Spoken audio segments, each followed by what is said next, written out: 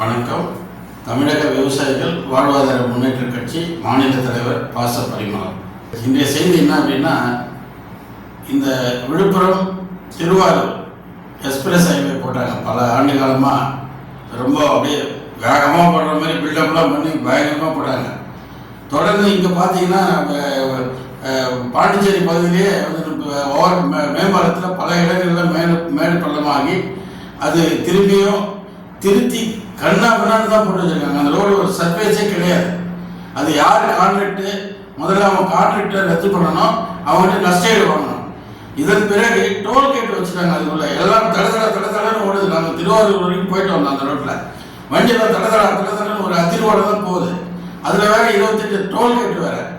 அதே போல் விக்கிரவாண்டி கும்பகோணம் ரோடு பல ஆண்டு காலமாக கிடப்பில் கிடக்குது. இது யார் பொறுப்பு? இதற்கு உடனடியாக